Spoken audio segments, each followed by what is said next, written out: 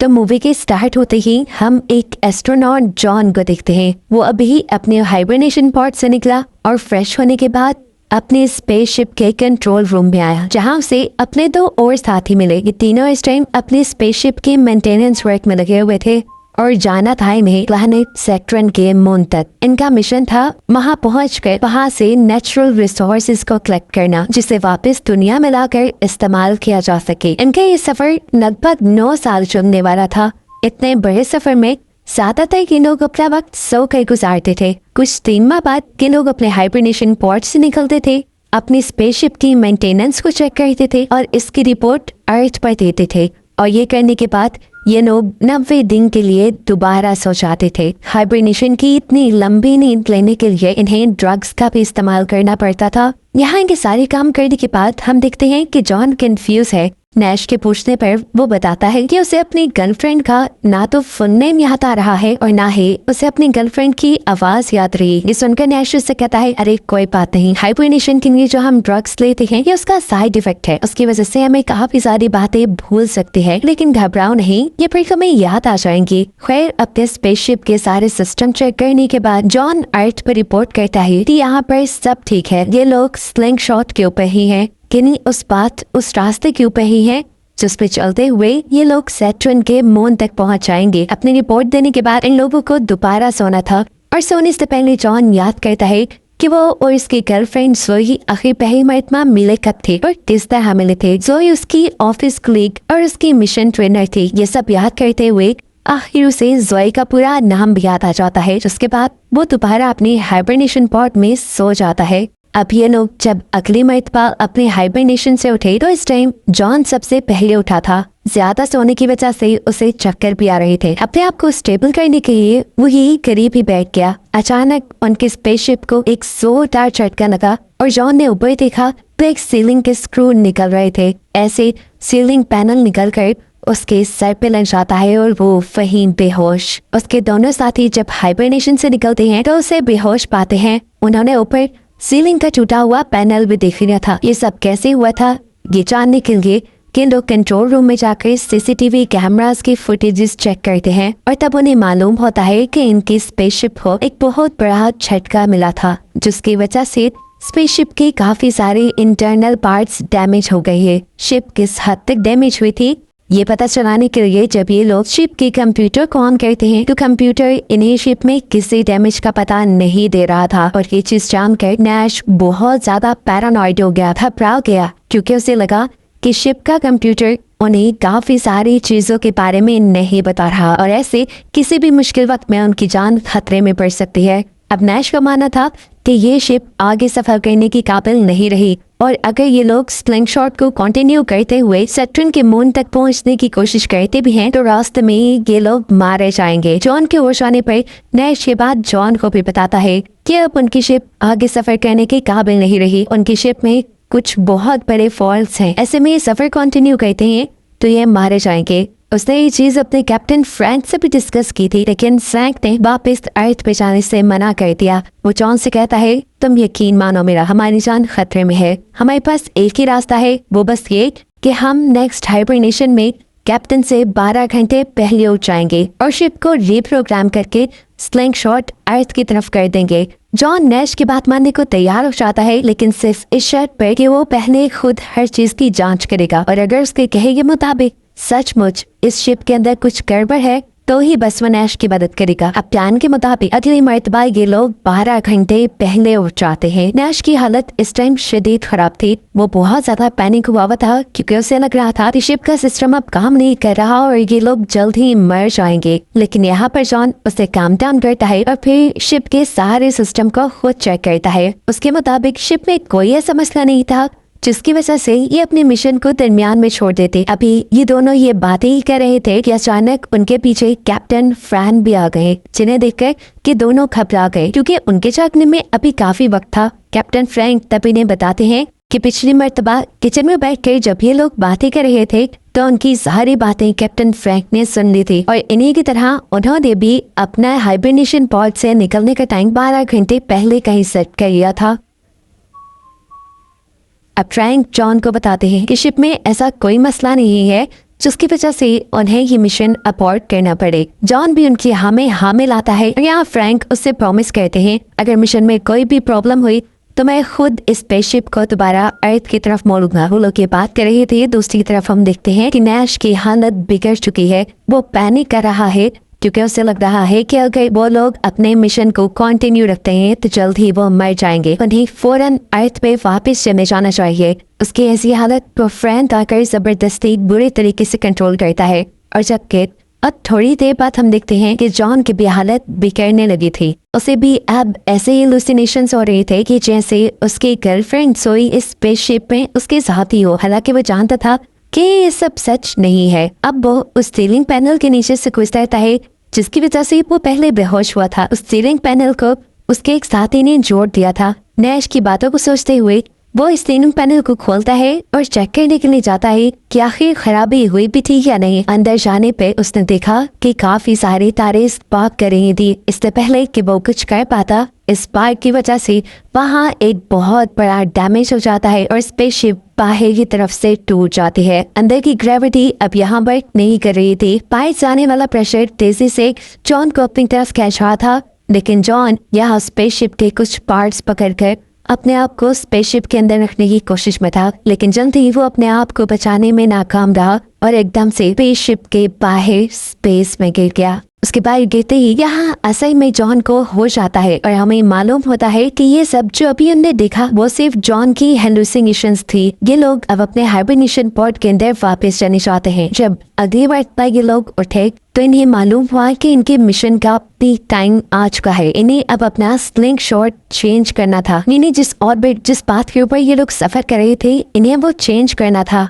Nash उस सबके हक में नहीं था क्योंकि उसे लग रहा था कि उसकी स्पेसशिप के अंदर कुछ ना कुछ गड़बड़ है। लेकिन कैप्टन फ्रैंक और जॉन ये मिशन दरमियान में छोड़ने के हक में नहीं थे, इसलिए वो दोनों अकेले ही सारी कैलकुलेशंस करते हैं और फिर स्लिंग शॉट चेंज कर देते हैं। उनकी स्पेसशिप में एक बहुत बड़ा झटका आता है और स्पेसशिप में बहुत सारे अलार्म बजने लगते हैं। स्पेसशिप का सिस्टम ओवरलोड होने के सिग्नल्स दे रहा था, लेकिन तब भी कैप्टन फ्रैंक ने ये मिशन रोका नहीं और इसे कंटिन्यू रखने के लिए बटन दबा दिया। नैश को लगा बस अब ये लोग मर जाएंगे, लेकिन अगली बार इन्हें मालूम हुआ कि ये लोग सेफली अपना स्लिंग शॉट यानी अपना पाथ चेंज कर चुके हैं। ये उनके लिए एक बहुत बड़ी कामयाबी थी जिसे ये लोग यहाँ पर सेलिब्रेट भी करते हैं। आगे कुछ दिनों के लिए इन्हें अपने पाथियों पर नजर रखने के लिए जागते रहना रहा। अपना माइंड डाइवर्ट करने के लिए जॉन यहाँ पे एक्सरसाइज करता है और अपने आप को ज्यादा से ज्यादा बिजी रखने की कोशिश करता है, लेकिन अब उसकी दिमागी हालत उसे ज्यादा कुछ करने दे नहीं रही थी। उसे हेलुसिनेशंस होने लगे थे, ऐसे जैसे सोई उसके आगे पीछे हो। तब कैप्टन फ्रैंक उसे यकीन दिलाते हैं कि सोई यहाँ स्पेसशिप के अंदर नहीं है। दूसरी तरफ एक खाली जगह के अंदर हम नैश को देखते हैं जिसकी हालत अब बिगड़ती जा रही थी। जॉन के पूछने पर वो बताता है कि अब उसे अपने मॉम डैड के नाम और उनके चेहरे तक भूल गए हैं और जॉन उससे कहता है तुम जानते तो हो कि हाइबरनेशन ड्रग्स की वजह से है। तब नैश जवाब देता है मैं कैसे यकीन दिलाऊं, मेरे साथ कुछ सच में बुरा हो रहा है, मेरी हालत ठीक नहीं है, मुझे अब नंबर्स भी सही से समझ नहीं आ रही। ये लोग बातें कर रहे थे कि इन्हें कंट्रोल रूम के अंदर कैप्टन फ्रैंक बुलाते हैं। वहाँ पर उनकी कैलकुलेशन में कुछ खराबी आ रही थी जो उनके स्लिंग शॉट को चेंज कर सकती थी। जॉन और नैश मिलकर यहाँ इन कैलकुलेशंस को ठीक करते हैं और फिर नैश इन्हें बताता है कि इनके सिस्टम का लो लेवल कमांड रिएक्टर खराब हो रहा है और ये सारी प्रॉब्लम्स उसी की वजह से हो रही हैं। ये बात तो अब जॉन भी जान गया था और हालत उसकी भी खराब हो रही थी। कैप्टन फ्रैंक जानते थे कि ये दोनों वापस लास्ट पे जाने की बात करेंगे, इसलिए वो यहाँ पर अपनी गन निकाल देते हैं और इन दोनों को ब्लैकमेल करते हुए इनके हाइबरनेशन पॉड में जाने को कहते हैं।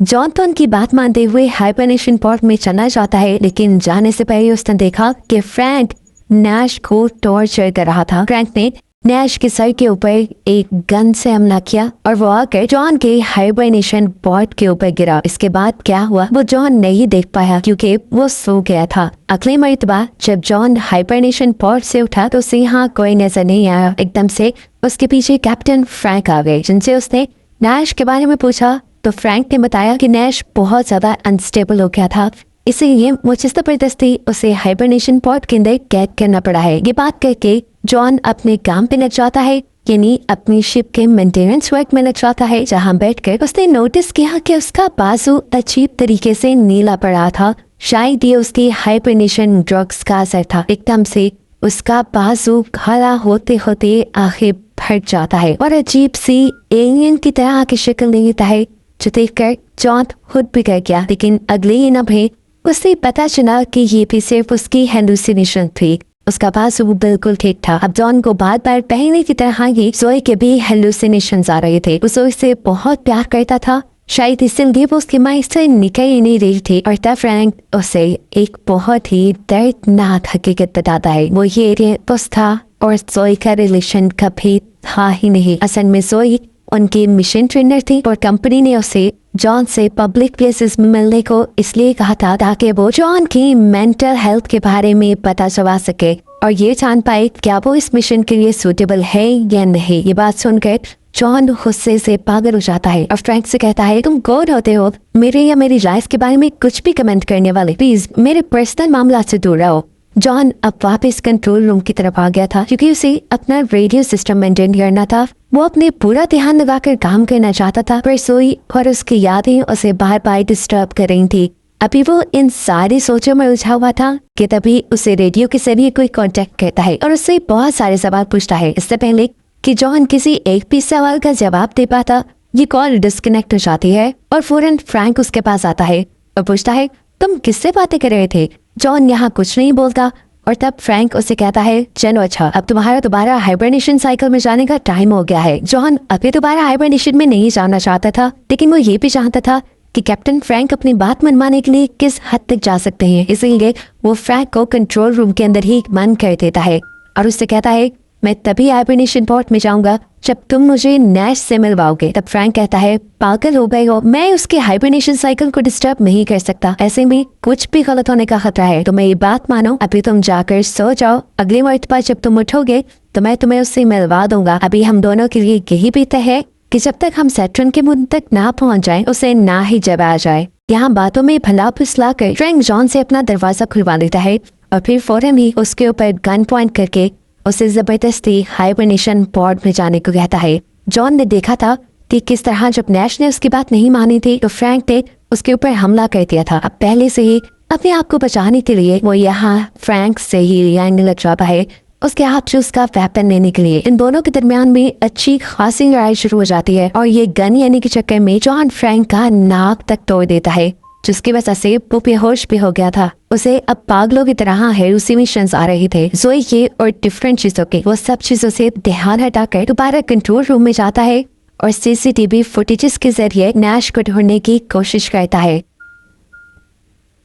इससे पहले कि वो नैश को ढूंढ पाता, यहाँ तो बाहर आ फ्रैंक आ गया। फ्रैंक उसके ऊपर हमला करने ही मना था, लेकिन जॉन ने उससे पहले ही फ्रैंक के ऊपर हमला करके उसे इतना मारा कि वो जान से ही मर गया। वो अब इस शिप में और कुछ गलत होने नहीं देना चाहता था। दोबारा वो कंट्रोल पैनल तक गया और उसने एआई से अपने बाकी क्रू मेंबर्स के बारे में पूछा और ये जानकर तो उसके होश ही उड़ गए कि इस शिप में कोई और क्रू मेंबर था ही नहीं। शुरू से अब तक इस शिप के अंदर सिर्फ एक ही क्रू मेंबर है और वो खुद है जॉन। अब जॉन एआई से जब अपना पूरा नाम पूछता है तो उसे पता चलता है कि उसका पूरा नाम जॉन फ्रैंक नैश था और अभी तक जो दो करैक्टर यानी नैश और फ्रैंक हम देखते आ रहे थे वो दोनों ही उसकी हेलुसिनेशंस का पार्ट थे। और जैसे ही ये सारी हकीकत जॉन को पता चलती है कि अभी तक उसे हेलुसिनेशंस हो रहे थे और वो इस शिप के अंदर सिर्फ अकेला है, तो वो पूरी तरह टूट जाता है। अब उसने अर्थ से कांटेक्ट किया क्योंकि उसे समझ नहीं आ रही थी उसके साथ क्या हो रहा है। हैरान कर देने वाली बात ये थी कि दूसरी तरफ से जोई ही जवाब देती है। असल में उनके सिस्टम में कुछ प्रॉब्लम हो गई थी जिसकी वजह से जॉन को हाइबरनेशन ड्रग एक मर्तबा ज्यादा दे दी गई और इसी की वजह से वो अब तक हेलुसिनेट कर रहा था। ये सारी बात जानने के बाद वो जोई से कहता है कि बस वो अब इस मिशन को और कंटिन्यू नहीं करना चाहता, वो अर्थ पे वापस आना चाहता है। और तब एक और शॉकिंग ट्विस्ट उसे ये पता चलता है कि वो अभी तक किसी स्पेसशिप के अंदर था ही नहीं और ना ही वो कोई स्पेस ट्रैवल कर रहा था। और स्पेस ट्रैवल की ट्रेनिंग देने के लिए एक फैसिलिटी के अंदर रखा गया था जो बिल्कुल एक स्पेसशिप जैसी थी। इस फैसिलिटी के इस खास कंपार्टमेंट को जो कि बिल्कुल स्पेसशिप की तरह बनाया गया था, उसे जमीन के तकरीबन 1000 फीट अंदर की तरफ बनाया गया था ताकि हाइबरनेशन ड्रग और हाइबरनेशन के सारे इफेक्ट्स अच्छी तरह पता चल पाए। जॉन इन सब चीजों को लेकर बुरी तरह कंफ्यूज था। वो जोई से बताता है कि वो स्पेस में इस टाइम जुपिटर को देख पा रहा है, उसके सामने एक स्लिंग शॉट है। तो यहाँ जोई उसे बताती है कि ये सब भी जो उसे नजर आ रहा है वो उसकी हेलुसिनेशन का ही एक पार्ट है। इन्हीं की बातों से हमें पता चलता है जो एक मरतबा पहले शिप में झटका लगा था और शिप का सीलिंग पैनल टूट के गिरा था, वो अर्थक्वेक किन्हीं जलजिले की वजह से हुआ था। और जब इन्हीं झटकों की वजह जॉन कैमरास में ढूंढने गया था तो उसे कुछ खास नहीं मिला था। उसी जलजिले की वजह से जॉन के हेडक्वार्टर से कांटेक्ट भी टूट गए थे और जोई उसे ओवरडोज होने के बारे में कुछ नहीं बता पाई थी। लेकिन अब ये एक्सपेरिमेंट बिल्कुल खत्म हो चुका था। अब जोई से कहती है तुम आराम से इस फैसिलिटी से बाहर आ सकते हो। एयरलॉक की तरफ जो दरवाजा है तो वो इस फैसिलिटी से बाहर ले आएगा। जोई के कहने के मुताबिक अब वो भी दरवाजा खोल के जैसे ही बाहर जाने लगता है तो एक और मरतबा फ्रैंक उसके सामने आ गया। फ्रैंक ने उसे बाहर जाने से मना किया, उसे वार्न किया कि बाहर मत जाओ। लेकिन जॉन को लगा कि शायद वो अभी भी हेलुसिनेट कर रहा है, इसीलिए वो बाहर आ गया। बाहर एक टूटी बिखरी सी जगह थी, उसके इर्द गिर्द एक मैकेनिकल सिस्टम बना हुआ था और रेडियो से जोई से कह रही थी तुम हमारे ऊपर बिलीव रखो, तुम्हें यहाँ से बाहर निकाल दिया जाएगा। इससे पहले कि वो आगे बढ़ जाता उसके सामने एक बंदर पास आ जाता है और इस टाइम उसे रियलाइज होता है कि अभी जो सब उसने सुना और देखा वो उसकी हेलुसिनेशन थी। वो सच में एक स्पेस मिशन के अंदर स्पेस में ही था अभी तक। और बस यही बताते हुए ये कहा